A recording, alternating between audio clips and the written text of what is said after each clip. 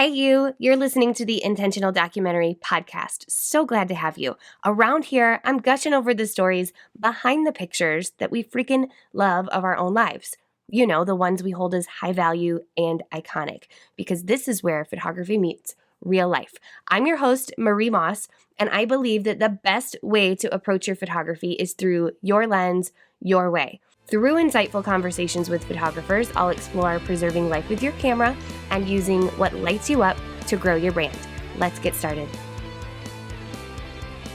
Hey, happy August. This episode is pure business. So if business isn't your thing, feel free to skip this one. If it is, or you're gonna be in business, definitely listen in. In the past 3 years of working with lifestyle and documentary photographers, I have witnessed so much marketing strategy that is essentially like the kitchen sink of marketing tasks, where it's constant output, which when you're balancing all the other things that you're doing in your business, it feels like a time suck. It is draining. It feels like if you don't get an instant reward, it feels like it's a waste of time.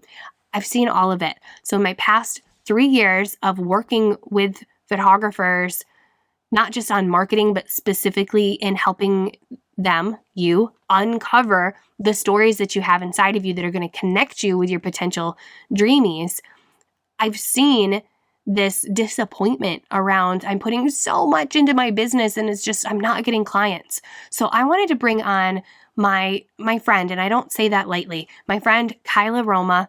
I worked with her almost all of 2016 on my own business. And then even beyond that, we stayed in an accountability group together. And then I just recently came back to her to work with her again on another project, which you know exactly what I'm talking about if you listen to episode 11 and my own disappointment around one of my launches for the preservation project. So Kyla Roma is a marketing and profitability strategist. That is her zone of genius, and she's a wealth of wisdom when it comes to all things marketing. But what I really love about her is that she keeps it all exceptionally simple yet impactful. She knows how to get results, and she's really down to earth. She never makes you feel like she's light years ahead of you in business, and she knows it. You know what I mean? Have you ever picked up on that vibe from some people that you're learning from? That's no fun. She makes me always feel like a competent business owner when I talk to her. So I brought her on to tell you all about launching, because this is the one thing that I'm seeing. I mean, if you're putting all of your marketing tasks into this kitchen sink of things to do on top of everything else that you're doing, you're probably not launching. So we're talking about that today and why it's a really smart way for the time that you spend on marketing your business. Then we get into reframing what the outcome goal should look like for your first or second and even beyond launches. And that comes from disappointment that I've even had in my own launching way back in the day. I share some of like my story around that. Then I ask her to provide us with a bit of a launch menu, because launching is not one size fits all. There's so many different ways to do it. And I think that's what makes it so complicated for some people, because we see dozens of different ways to launch in our business, and we think we have to do all the different things, which is just not true. So Kyla has a really good segment there. Then we talk about what to do in between launches to build an audience to launch to, because it's no fun when you go to launch and you have nobody listening to you. So we get into so much about launching. And at the end, of course, we bring it all back to the photography piece, and I ask her about her iconic photo and how she's managing her family memories. I really love what she says about chapbooks. So enough from me. Enjoy the story. I'll talk to you after. Kyla, thank you so much for coming on to the Intentional Documentary podcast with me.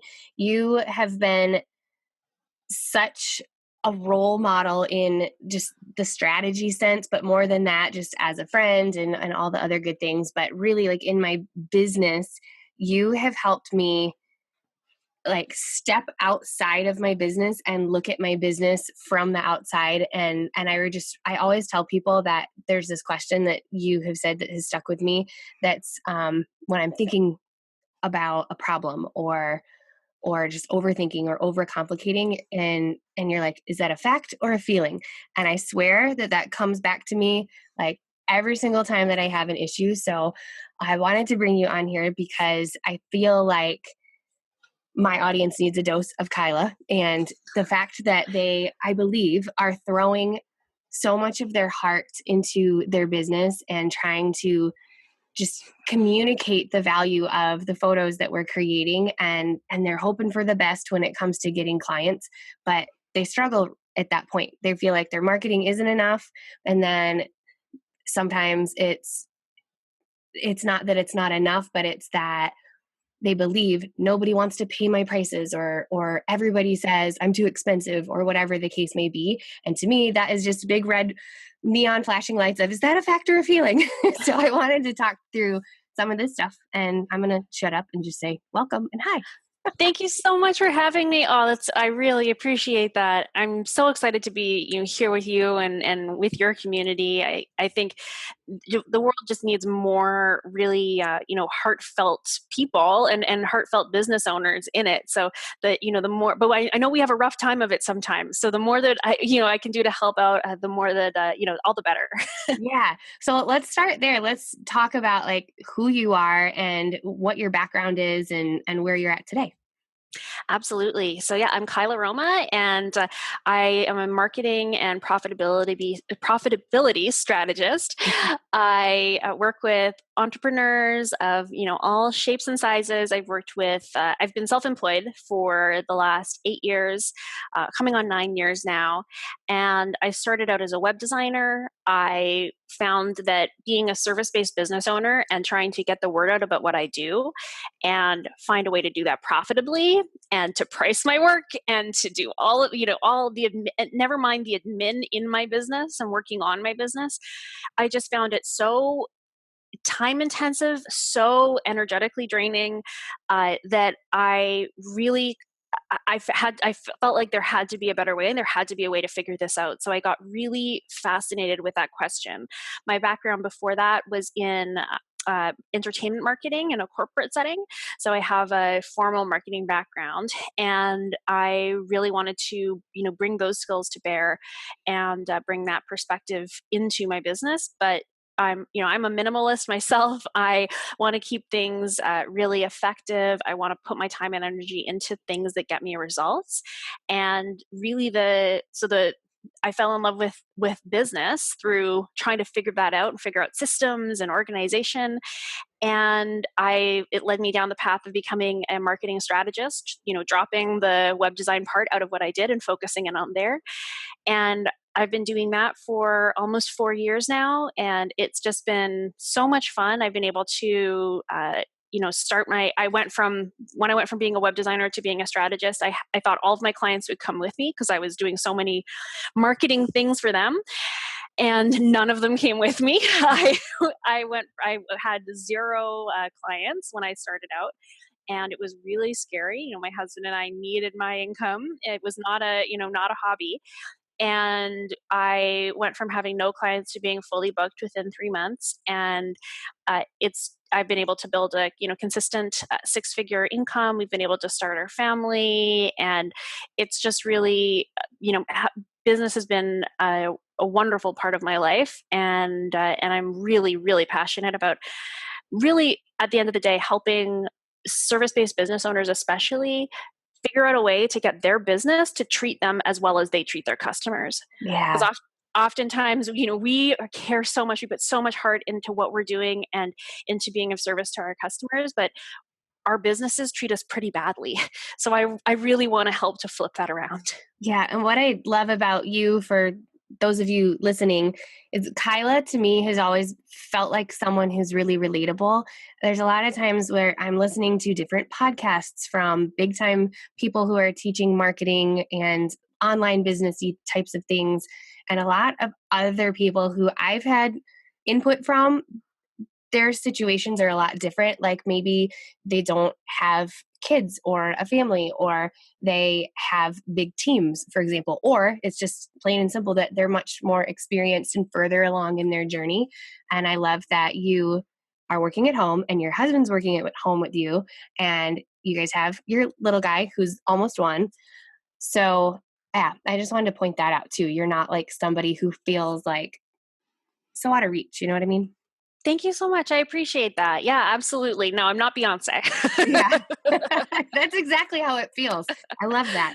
All right. So, where I really want to start today in our convo is, can you define what launching is? I think that my particular audience, they are really good at putting their heart and soul into their marketing, and they're showing up almost daily, plugging their pictures, trying to stay front of mind of people. But that's like about it. Maybe they blog, maybe they send out emails and things like that. But it's just this machine of continue, like Forrest Gump, like keep on running. There's not like a It's like a launch hamster wheel. plan. So can you define what you would say launching is? Definitely. So I think sometimes we hear a lot about launching. You might, if you follow, if you hear about marketing at all, you could hear a lot about it, and then a lot of it also sounds like that just doesn't apply to me. A lot of the time, marketing or launching is talked about in the context of, so you have passive income products, and you need to do this, and delegate this to your team, and That's and so true. it just doesn't sound like it applies.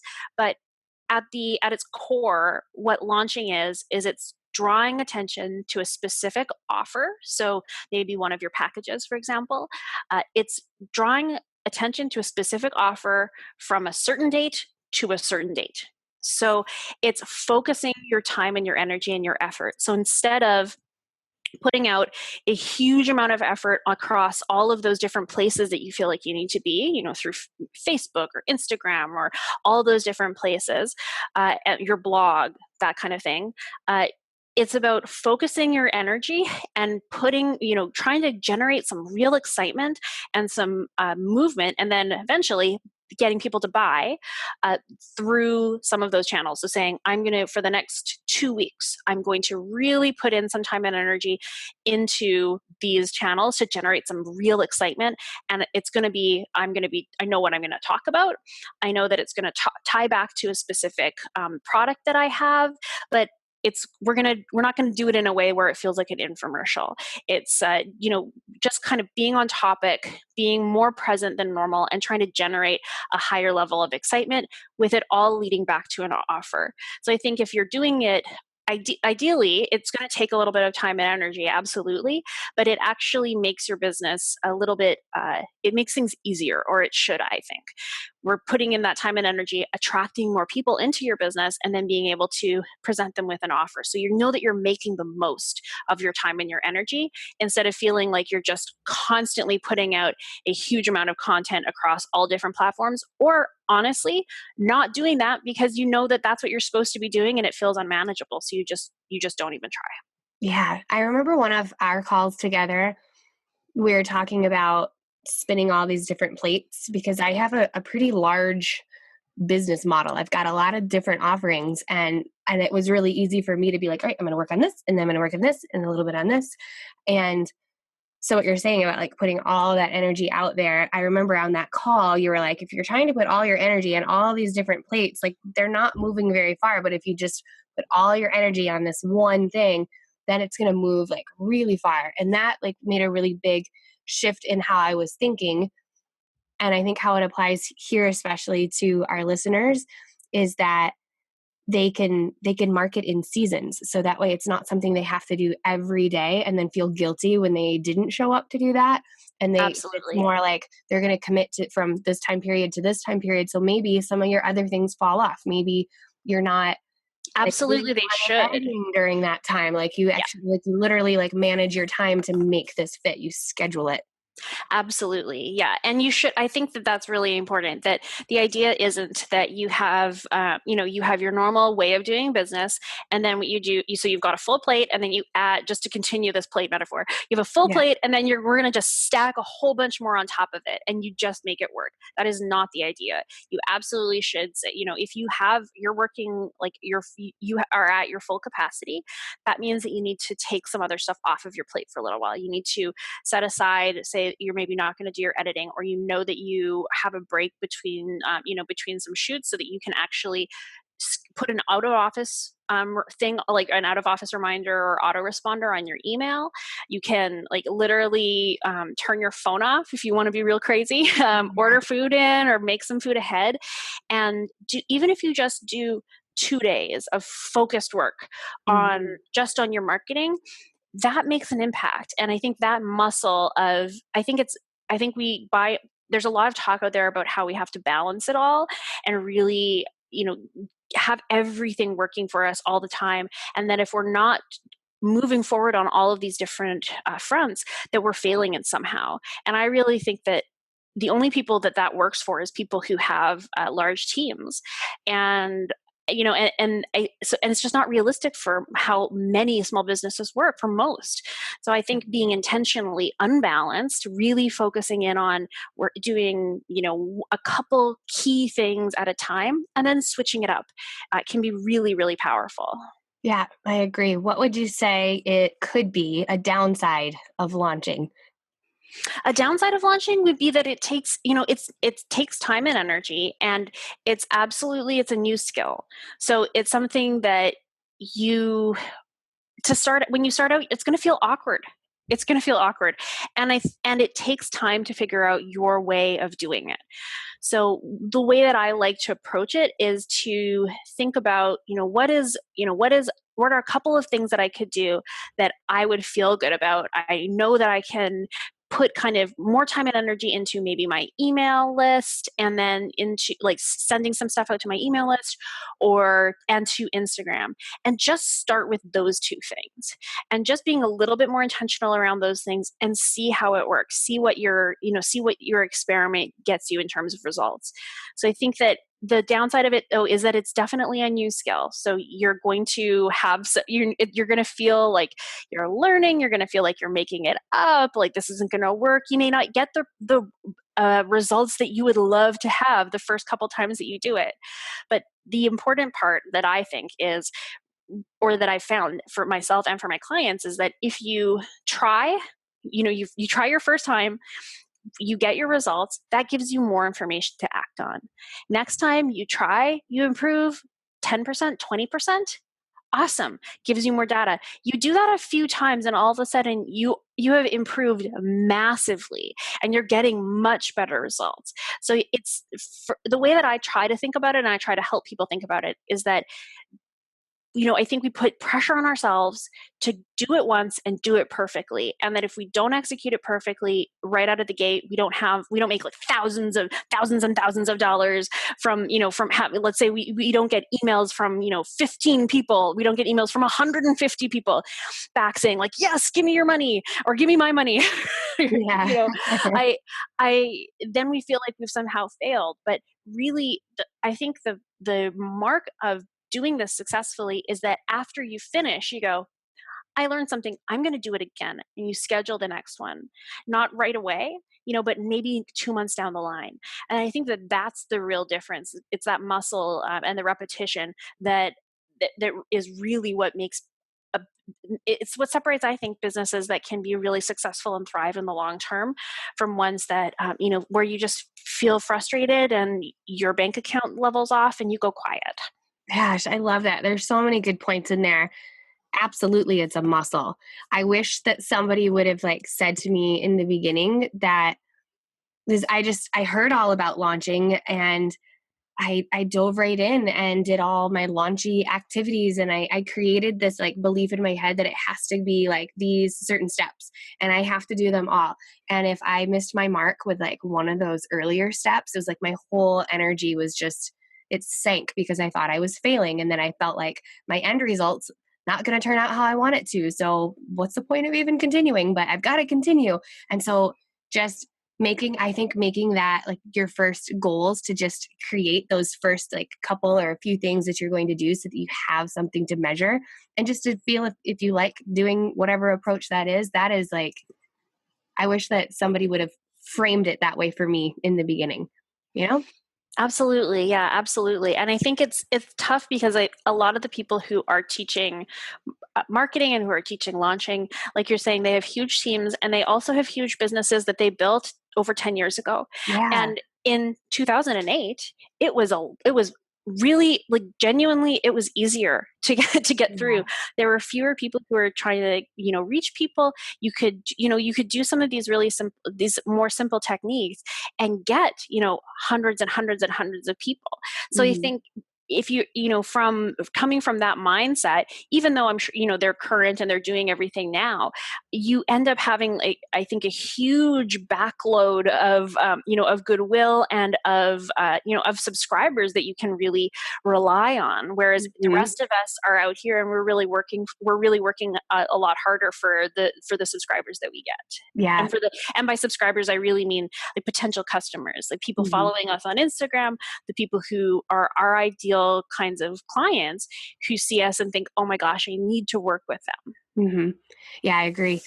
So, as a service based business, if there was like a menu of different launch options, what would be a few different options that would be good, like a starting option, maybe, or just a variety? Because in my brain, and why I'm asking this is because I, gosh, I have in what years was it? What year is this? No, I'm thinking like 10 years ago, I was in direct sales, and my quote unquote launching was exactly what you're saying. It was like a dedicated time where I am focused on, say, getting new hostesses, or maybe I was focused on like improving my sales, or maybe I was focused on getting people to join my team. And so I would focus on those different actions. But back then, it was before Facebook, and Facebook was just starting out, but it wasn't really a business like channel at the time. Definitely no Instagram and none of that. Yeah. So I worked off of a contact list and calling people and or texting people. This texting was like a thing back then. So to me, like that is like an old, outdated kind of an option. But at the same time, like I still believe that everyone should have not just an email list, but a contact list, because you can still make personal connections with people, and it's a lot easier to find them if you have like an organized list that's off your computer that you can reach out to.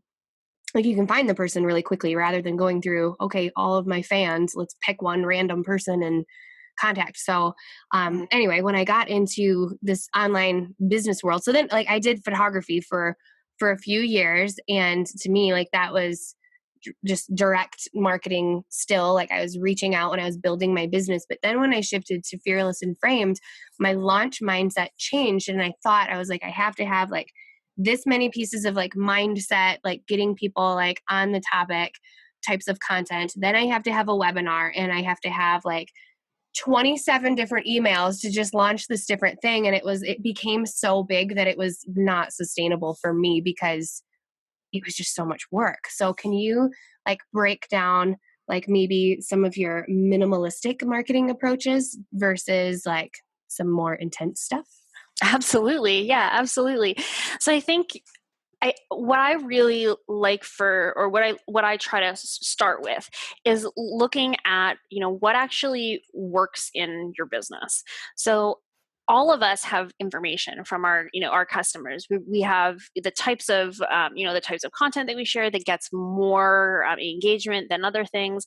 We have emails that if we send out emails, and you can see then the open rates on them, which tells you about how your email subjects are doing.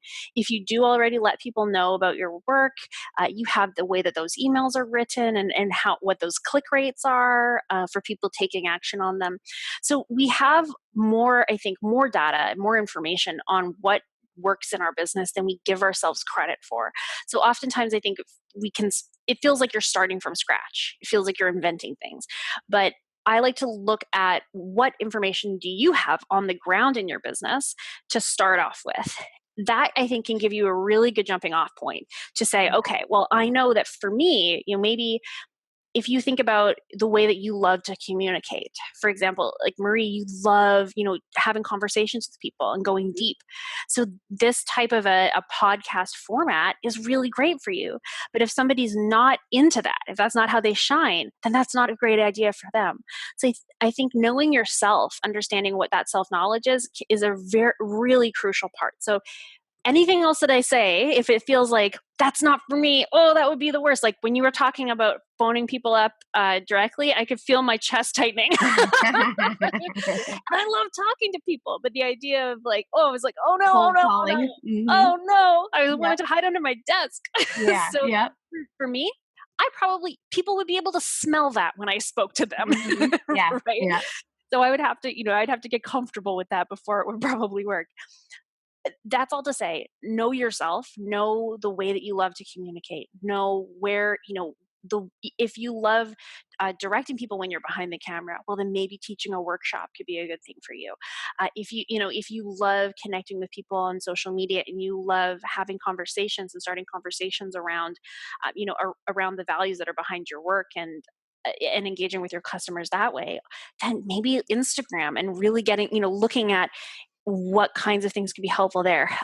I think a few things. So one of the things that I mentioned was starting like doing a workshop. You can do a challenge. There are all kinds of, what I would look at as the first step is you want to generate excitement. So you want to generate some excitement and you want to intrigue people really in that first part of things. So you can do that lots of different ways. You spoke about having a webinar. That's one great way. If you're comfortable with the online business style of things, you could host a workshop. You can run ads for your business. You can honestly do one-on-one outreach to people. If you don't like calling, which is fine, you can go back through your past customer list and just start connecting with people again and seeing, if you can invite them to get onto or just basically save their spot for Mother's Day photos or for graduation. Or I think so you would want to think about it can be as elaborate as you want. It can be really exciting and really, leading with that education piece, I think is often a very helpful way to do things. But that can be a really fabulous way of letting people know that there's something going on. But I think through that piece though, you have to be, and this is where for service-based business owners who are really passionate about what they do, it feels oftentimes like we have to convince people to buy, and that's the gross part. Yeah. Right. So the way that I like to talk about this and the way that I like to think about it is that you really, the more that you can be talking about the ideas around your business, what's important to your customer. So this is about their memories. This is about them being able to preserve their family stories. This is about them being able to live in a home, for example, where they can look around and see their stories on the wall. It's about so much more than buy my next package. Yes. And so you don't have to just rail at people to buy your next package, and I don't think you should. Yeah. So I would think about the stories that you can tell around your customers' values. So I think if you can think about the what's your the success story that you love telling, or is there a story about how your work has kind of connected people, or think of if you can dig into the specifics of what makes your customers tick and what they love, that's your ticket. That's where you want to focus, not on you and on the buy my stuff part. It's on the how can this is going to enrich your life, and this is going to and how can I be part of that? How can I help that happen for you? Yeah. So another question, speaking of like menus of actions, Mm-hmm. in between their launches, Mm-hmm. of however that looks, what are some things that they could be doing that are really easy? Because I think, I don't know, maybe you agree or disagree, but when you have a launch, I think when you're launching it tends to quote unquote work better when you have people who are somewhat listening versus if it's a completely cold audience. This is like day 2 in your business. So what are some things that they could do in the meantime they're already, I would say, posting their photos, whether it's client photos and personal photos on their social media channels. What could they be doing to sort of literally like build an audience to launch Definitely. too? Yeah, absolutely. So I like to kind of think about these things in there's two different pieces, there's two different parts. So the first one would be that you're going to be doing growth as part of this. So one of is just generally growing your business. You're trying to bring in people into your world. So that can be your email list, it can be your social media, but first half of it is growth. So I like to focus on growth actions for a specific amount of time, and then I focus on selling actions. And during a selling, so I like to call them seasons. If I'm in a growth season, I'm going to do more things to get myself out there than I normally would. And it's not to say that I'm not allowed to sell. That's certainly not the case, but it's that I know for myself, I'm going to be doing more things that will help me grow. And then in the selling season, that would be when I would plan an actual launch. And so that's when you would start kind of drumming up interest around the idea that you're going to be selling. So focusing just on the growth part to start, I think there's so many things that you can do. So there really, you can, I think collaborating with other creatives can be a fabulous thing that you can do. I've had so many clients who are doing this recently who are having wonderful results. So looking for people who also work with your ideal customers. So that I think is the key piece that a lot of the time we skip over. So if you're looking for people to collaborate with, to design a collaboration that's actually profitable and that benefits both of you, which means that it's an easy yes. So they're fun to do because people say yes to you all the time. Mm-hmm. You want to look at people whose customer is your customer. So that's going to be different for you're going to be working with people who are in totally different industries and totally different things. So if you love doing family sessions, this would be looking at contacting the owner of a local kids store in your city. It would be looking at maybe looking at places that are kind of like play places or even daycares. It would be looking at anybody who's serving those families of that specific age. It would be honestly contacting even midwives and doulas who are going to have newborns. Imminently there will be newborns. That kind of a thing. So it's thinking about who are those types of people. And children's clothing brands, they need so much photography, it's not even funny. And they need to be able to have that need met. So being able to reach out to people and say, let's do something where you guys swap. So maybe you do photography for them, and they tag you in their stuff, and you tag them in their stuff. So you would come up with maybe you would go and do a shoot and do a specific kind of a very specific shoot, only like for a limited amount of time. You guys both come away with all kinds of images that you can use, and you agree, when I post these images, I'm going to tag you and I'm going to say, you can follow XYZ here, and then same for them. So lining up a few of those things can be really fabulous. Same for, let's say if you were working with like a doula or a midwife, you could reach out to them and then say, you could provide, you can do something really simple like providing a discount code, or providing a discount code, or even just talking with them about maybe having a birth photographer, and what's that like? Is that something that they would that would benefit their clients, that they'd be interested in hearing about? You could go and do an information session for their clients. There are little tiny things like that you can do that I think make a really big impact. You can also do all kinds, looking at what's the season that you're in terms of the actual season of the year. What are the actual holidays that are coming up? What are the themes? In September, people are going to be more interested in organization, thinking more about education, more about parenting. In May, people are thinking about Cinco de Mayo, spring cleaning. So you can play with those things that happen throughout the year naturally. But also, you could run photography contest for your clients, where your clients actually post their best family photos and why it matters to them. Ooh, I love that. Talking about why photography matters and why these memories matter, that's a huge deal. And you're getting people to show off something that they love. And again, if they tag you in it, they tag you in it, they use a hashtag, and then they get entered for a package. It gets people thinking about what you're doing, and it gets people, again, interacting with you and sharing your work with their network. So you can build in that excitement over over a longer period of time.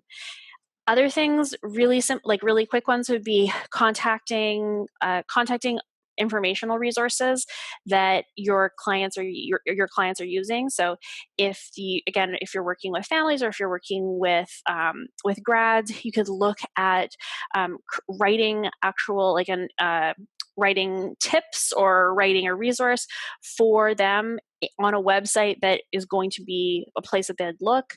Look at writing content, look at doing podcast interviews. That type of thing can be really, really helpful. Even looking at, if you're active in Facebook groups, looking at what are Facebook groups for your ideal customers, what are they doing there, and joining and being a resource. I think just genuinely helping people and being a resource goes a really long way. I totally agree. And what I love about this too is it's such a good reminder. One of my weaknesses, I guess, is that I'm usually someone who has my head down. If I'm going to write something, the first place I go is to fearlessandframed.com. It is very rare that I branch outside of my own network, like of audience and my own website for things. But there's so much value in connecting with other people where your target clients are at. And Absolutely. Yeah. I like to, just like the growing versus the selling types of seasons, I like to think about, another way of looking at it is really, am I creating content for outside of my audience or for inside of my yeah, audience? And knowing, that I'm trying to attract new people, one of the easiest ways to do that is just to go to places where you can borrow them. mm-hmm, And that, rather than trying to trying to throw a party and get everybody to come over just by standing outside and shouting that you're having a party. It's really tough. yeah. If you go to places where people are already, that makes it a lot easier. Yeah, absolutely. I for sure believe within the last year and a half, I've started to experience just some audience burnout. And it's because I've only been focused on my people and I haven't been like bringing in new people and focusing my energy there. So I think that sometimes the people on my email list are like, all right, what is she selling now? Because I've just been in these like mini cycles doing my own thing with my own audience. And I have no doubt that some of my listeners can probably relate to that because they haven't reached out to anybody else. It makes things really, it's really fabulous. The other thing that it does is it allows you to go back and repurpose stuff that you've already done. So True. if Yeah. you've written email sequences or let's say you've never done this before, and you're thinking, okay, Kyla, it's going to be weird, but I'm going to try it. So if you start a plan, and especially if you're using an email list as part of this, you can write those emails that you're going to send out as part of this launch. And then as soon as those are done, you can then save those and know that you're going to use that in like 2 to 3 months and send it to people who have subscribed since then. So you can one of the things that I like to do is really think about that. Like any content that I'm creating now, once it goes out to my existing audience, I can still use that for new people. I can create an automation to do that if I want to be fancy. If I don't want to be fancy, that's fine. I can just I can know the last day that I sent that email sequence, and then I can just search in my thing and bring up any new subscribers from XYZ date to the new date, and then send that sequence out to them. So it becomes an asset that you can really use. And for me, that's been the game changer. Like any blog post that I have, where I'm talking about the top 5 ways you can, in your business. Each of those top 5 things, I can take that and I can break it into an idea for an Instagram post. I can break it into an idea for something I can put onto Twitter.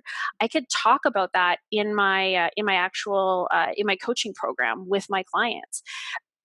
and that for me has been huge, because I've always felt like I need to start from scratch. I need to invent something. I've got to come, go back to the well, hope there's something there, hope I feel inspired today. And if not, good luck. Mhm. And I as a creative, I think that's so much pressure that we're putting on ourselves. We're doing amazing things in our businesses, that you help people. You put yourself out there. You have this amazing skill that you've developed. You put yourself out there. You go and you help people create their memories and really, have this wonderful experience where they're front and center for a day. It's all just about, the love that's there, in whatever form that is, and the celebration of being able to document this. That's astonishing. That's so fabulous. You don't need to additionally put all of this pressure on yourself to create all these different types of content. So I think even if you see work that you love, if you see marketing that you love, or you see somebody doing it really well, save that, Yeah. screenshot it, Yeah. like, save it, and then ask yourself when you go to write, go, oh man, oh yeah, what would be my version of that? I'm Mhm. absolutely not talking about plagiarism. I'm talking Yeah. about, in marketing, it's called a swipe file. Mhm. Professionals do this all day long because it's the only way to sustainably create content. Mhm. Having this stuff saved somewhere, even if it's an Instagram collection. I have an Instagram collection called Post Ideas, where I Mhm. see something that somebody does and I go, man, that is so good. Yeah. I love that. I'd love to do my version of that. And Exactly. it gives me, I think having being in that gathering mode when you're out in the world pulls some of that pressure off so that you can have something to work from when you're getting started. For sure. I love all that. In my class that I've actually been retiring, Mastery Moment Seekers, I talk about creating timeless marketing content. So even just like the simple approach of when you are sitting down to write content, it's not like this thing that you can use one time and it's done and it's over, but really, like, because your language changes. So I see a lot of times people are like, last weekend I did this with this client and they were beautiful, and there's no like meat and potatoes, there's no story to that client there. It's just they were beautiful, I had so much fun, I'm so honored that I got to bring my camera and spend the weekend with them. But if you really like turn it into a story, then just like you said, you're creating an asset for your business that you can use anytime. And you can even put it on repeat to your current audience, because I can guarantee they don't remember what you did or what you shared a year ago. So Yeah, some, and the yeah, algorithm hides it, yeah, too. Like, I'm sure if we're not talking about email, then yeah, they are not all seeing that. I think the yeah, other thing too is, I'm just imagining being in that place, because man, I do that too. Like, I do that too. I'll post something and I'll just write something quick underneath it. And I think a huge part of this is just allowing yourself enough buffer space so that you're not doing this when you're tired. yeah, If you've just finished like a big shoot and you have a photo that's good enough that you can share, maybe you're taking a quick shot of it, or you've just finished you've been editing for so many hours, and now you're going to go and pull a photo and pop it up on Instagram, and you're hungry, and you've like, that is not a situation where you're going to be able to tell a really good story. So I think setting yourself up, just even to be aware that you're going to need separate times to pull your images. And then you're going to need to think about the story that you want to tell, or like the kinds of captions that you want to write, or the types of stories that you want to tell through your email list. One of the things that's been huge for me over the last, really only the last 2 months, is I've started thinking about, so I'm into capsule wardrobes, and I've been getting into fashion. And I don't know, maybe this will hit or maybe this won't. yeah. Um, but one of the things that was really helpful for me is I've always felt like I'm not good at fashion. I'm not good at being stylish. Thank you. Yeah, it's like, this is exhausting. And then I've made a great new friend recently, and she's all about it. And so we were talking, and I was like, I mean, you're like a unicorn to me. I don't understand it. It's like it's like she can see math in the world, and she just sees things differently than I do. Mhm. And I'm just in awe of her. And she went, you know what? But all that I do is I have silhouettes. And I went, what are you What? talking? What are you talking about? And she said, I have silhouettes. I have 3 silhouettes that I love: dresses, skinny, type of skinny pant with a sneaker or a boot, and a large flowy top, and then oversized pants, like wide leg pants, and a cropped or like a higher waist shirt. She's like, if you look through my Instagram, everything that I wear is one of those 3 silhouettes. And it was like the penny drop for me. She's like, I don't own anything that doesn't fit into one of those things. I can pull stuff together so easily. She's like, you need to do that for your social media. Huh. And I realized, I'm like, oh my gosh, I need to, she was talking about how she does social media management. And I thought, this is what she's doing for social media, but I have never thought of it that way. So I thought for myself, because I struggle with Instagram because I'm not a photographer. Yeah. I've started thinking for myself, for my marketing, what are my like silhouettes? So I know that these are the 3 or 4 different types of images that I like to post. And I'm going to stick in that style. These are the types of captions that pair with them well. Some of them are short, some of them are longer. Some of them have a different tone to them. Some of them are going to be a little cheeky. Some of them are going to be like a personal story. And so I've been thinking about what is the type of written content that I want? What's the type of tone to it? What's the length to it? And then what's the visual that's going to go with it? For me, for Instagram. But I think we can all, like, you can take that idea. And if well, I'm never going to write a top 5 post, like your top 5 ways to. I'm Yeah. never going to write one of those that I feel good about. Just let it go. Don't do it. That's not part of your silhouette. Mhm. Right. So maybe it's telling your client stories, like telling a piece of like, how did they meet? Why are they celebrating? Or Mm-hmm. what's a piece of their relationship that they're celebrating? Talking about like figuring out what are those things for you that are little pieces that you can pull and then know you're going to go back to them. And that I find when you figure out a combination for yourself that works, and especially when you're not going to the drawing board every single time, you can actually pull content from past posts that you've written. You can look back at the ideas that were successful and kind of adapt those. That's where it can really get a lot easier because you're not going back to you're not trying to start from scratch every single time. Yeah. Man, I talk all the time about brand story seeds, and I have like a whole list. I tell people all the time the story about my mom in her denim jean jacket and about my grandparents and Thanksgiving dinner in 2015. Like I've got all these different things, and that's exactly, I've never looked at it from that perspective of like all these different silhouettes, but like that is like one piece of me is sharing like a piece of my history and how that plays into what the pictures I'm making today, or how it doesn't because those people or whatever that situation has Mhm. already passed. I love that. And some people look at that like, I don't want to share that much of my life, or I don't want to exploit a loss that I've experienced, because there's like, they feel different Yeah. things about that. So I love driving that point home that there's not one right way to do it, but it's paying attention to what feels good, and like having that like bookmark of these are posts that really resonated with me. What's my version of that? All of that is Yeah. amazing information.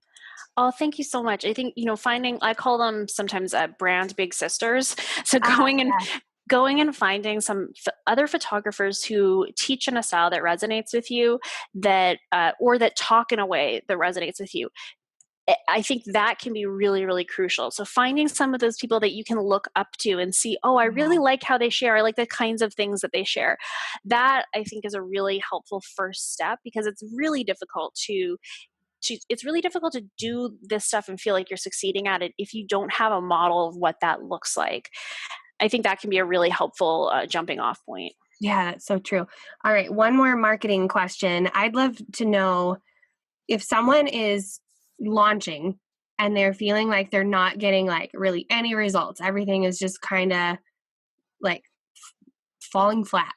What are some things that people can look at that they're doing that typically like are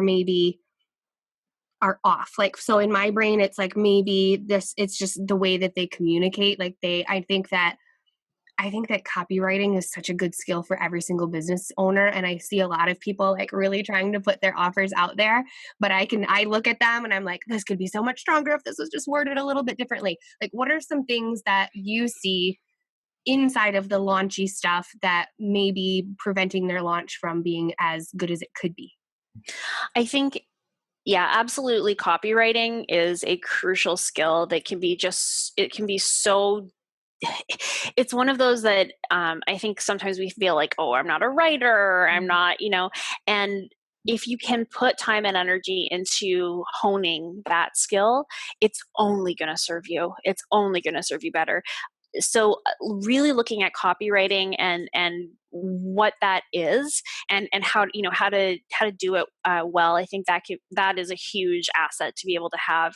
Certainly that, and then looking at graphic design, and looking at even using a simpler tool like Canva, where you can buy templates that make things easier. You can use those things and leverage them. I don't know that you need to, I don't know that you need to work with a high-end graphic designer to get started. I certainly don't want that to be, what people's takeaway is, or that you need to go and hire a whole bunch of people. But I think I would look at what exactly it is that you're doing in each email, I think, or in each piece of content. I think sometimes we feel like sales just happen for other people, and they're kind of, it's not all engineered, it's not all something that is designed. And when people are selling and it's working well for them, it is all very designed. And oftentimes, or I would say every time, each piece of content serves a purpose. So if you look at somebody else's content, look at, what is the goal of this piece of content? Can you figure out what the goal of that is? And there should only be one. So sometimes it'll be to generate engagement, to get people talking to each other. Maybe it will be directly to send somebody over to their website. Maybe it will be to sell a thing. Maybe it will be to talk about a brand value. But if it's being done well and working well for somebody, there's always one clear goal for each piece of content. And oftentimes I find that goal is not clear for people when they're actually working in their own businesses. So know what that one goal is for that one piece of content, and then take out anything that you can that takes away from that. So if you're talking about your offer, and that's the whole point of the email, is that you're saying you can buy this thing, then you want to take out links to other stuff, and especially if you usually send an email that is more of a newsletter format where there's a whole bunch of stuff, you want to put that message front and center at least once in a while, especially if you're thinking about doing a launch. Sending that one message that's dedicated about getting people to purchase that thing is really crucial. And so I think giving each of these different types of pieces of content that you're sending, know what that goal is, and then take out anything that just isn't serving that goal. Another really simple way to start getting your leveling up your writing skills is to use there's a service that's called Hemingway, and it's called Hemingway app, I believe, .com. Or if you just search Hemingway app, it's just a free thing that you can put into your web browser. You just paste your content in, and basically Ernest Hemingway wrote very simply. And the idea is that it rates how complex your sentences are, how complex the ideas are. Oftentimes we're kind of working things out as we're writing. So it highlights your sentences that are too long, that are too complex. And even if you just do spell check and pop your stuff in there before you publish, it will improve your writing tenfold. It is just Wow. fabulous. Oftentimes when I have clients who are really struggling with this, especially on sales pages, I say, I pop it into Hemingway, and I see it's like, oh, it's all like grade 11, and all their sentences are complex sentences, and they're huge long things. I go, you didn't run it through Hemingway. I'm not going to look at it until you do, because it Yeah. really builds in it. And again, without hiring an editor, without having to do all this stuff, it gives you a way of looking at, or am I really explaining my ideas in a way that's simple and that's direct? And that, I think, can go a really long way. Man, I totally agree with you there. My writing is so different than it was just 2 years ago and even a year ago. I remember on another call with you where you told me to make it. Oh, I think it was when you were referring me over to Ashley Brooks, the copy editor, and you're like, Mm-hmm. just tell her you need it to be a little more short and punchy. And then just like watching her transitions with my stuff and just really starting to pay attention. I write like so to the point, but still like with this, like how I talk, friendly type of a vibe. And that it makes so much of a difference when you're trying to get people to take action. This isn't Yeah. like academic writing anymore. And it's Yeah. not a skill that you really even realize that you need to learn until you're like actually in your business, you know? That's exactly it. And that's why when you get started, it's gonna it's gonna feel a little awkward if you're gonna sit down and you're gonna start to try to write and you're gonna think, oh man, I don't know how to do this.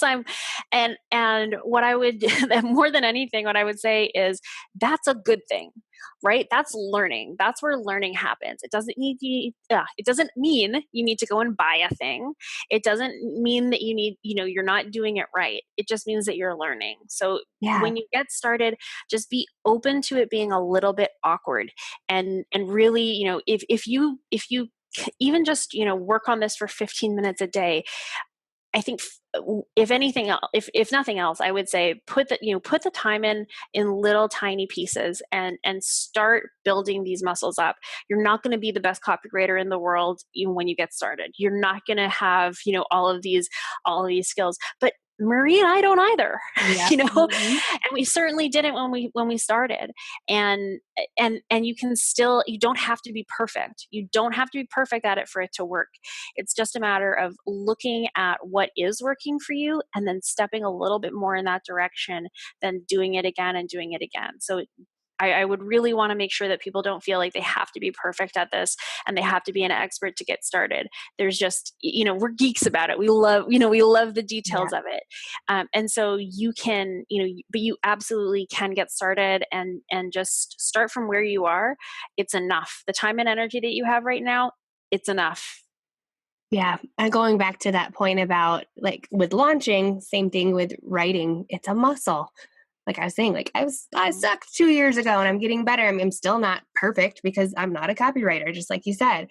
I love all of those things. So all right, let's shift gears off of marketing and launching and talk about your iconic photo. Tell us everything. So, for those of you listening, you can go to the show notes, go to fearlessandframed.com/intentional documentary podcast. Look for this episode with Kyla, and you'll be able to see the image there. But I see it, and I'm assuming that's Jesse, your husband. Yep. He's like overlooking like this balcony thing or something and looking over at a city. Tell us all about it. Absolutely. So this is my husband. We had just started dating at the time, I believe, and this is in Minneapolis. And Minneapolis is a city that we just absolutely love. It's really important to us. It's a place that we've been able to go and visit many times. And I live in Canada. I live about 8 hours north of it, and it used to be that driving down to Minneapolis was kind of like going to the lake for us. We just loved it. And this is on top of the Guthrie Theater. And I think it was maybe like one of the first times that we visited it together. And we actually, we met in theater. So we both he was in the technical side of theater. I was a stage manager, and I was doing school for stage management, and I had to take a stage carpentry class as part of my degree. And he was the teaching assistant in my stage carpentry class. And originally, when we met, his idea was, he's a dual citizen, and his idea with America rather, and then his idea was that he was going to move to Minneapolis as soon as he could, and as soon as after working for a couple of years, and go and try to get a job at the Guthrie. And I had always wanted to go to the Guthrie. I just think the world of it, and it's like it's a really beautiful major theater in our part of the world. And so we were able to go and visit it together. In this image, a lot of the kind of the sky is blocked out. Some of it's blocked out with the framing of this beautiful open patio that's on top of the Guthrie. And you can see the city, and the river's right there. There's a bridge, and that he's looking out onto the locks there. And I know you can cross. There's a bridge kind of closer to this where you can walk across and have really good beer and really good food. And it's for a really long time part of what we wanted to do is move to the United States and move to Minneapolis. And our dream would be, if we won the lottery, we would live right in this neighborhood.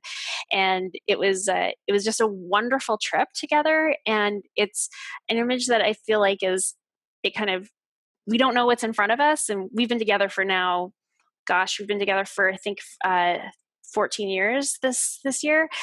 And you didn't know what was in front of us, but there were so many good things to come. And it was just a picture of him looking out into the city, and, us being in a place that we really, really love. And I think for us, it's kind of I like the framing of it. It's a little unconventional. And I like that about it. And I like that it shows us like in a place of hope physically. I love that.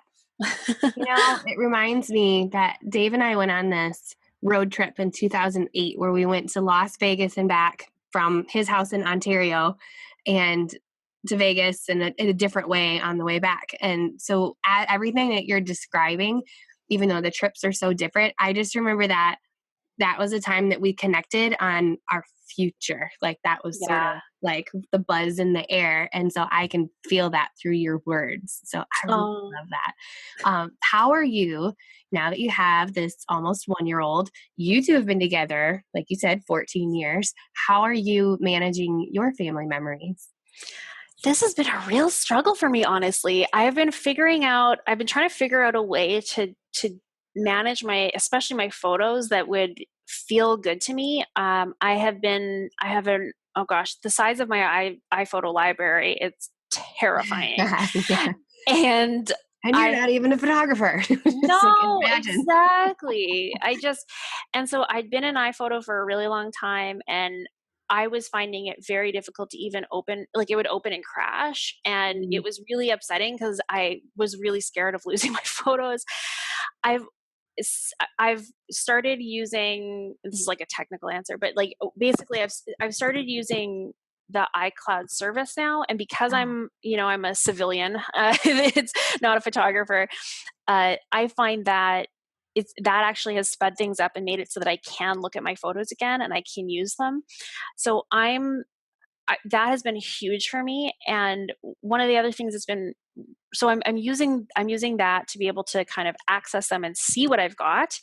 And then what I'm doing now is I'm taking photos all the time, and with my phone, I have a subscription to chat books, actually. Love them. And so I've always wanted to be a scrapbooker. I always wanted to have all these, and I would sit down, I had all the supplies. I would sit down and be like, I'm going to do something. I'm like, add the stories in, because that's such a key part of it for me. And I would just end up with just garbage on a page. It was just not pretty. And I would hate it. And I would always like not do it. And then I'd sit down and be like, I'm going to do 6 months of photos in one sitting. And so I literally, right before Devlin was born, I thought, this is crazy. I'm not a scrapbooker. I'm not a pocket scrapbooker. I'm not any of these things that I've tried to be. I'm getting rid of everything. I got rid of all of my supplies. I cannot start again if I want to. Like I've got all the papers out of the house.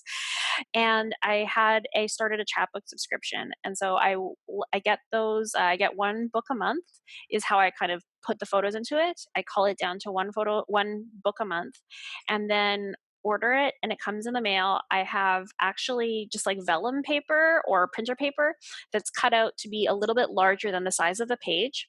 So then when they come, I write down stories like with a permanent marker on the pages of the chapbooks. So I Mm-hmm. add like, I'll put arrows and be like, this was his favorite toy for right now, or he couldn't support his head yet, and like all these little memories of or we were eating all of this specific type of popcorn anytime he woke up at night, because it was like at least we had that. Yeah.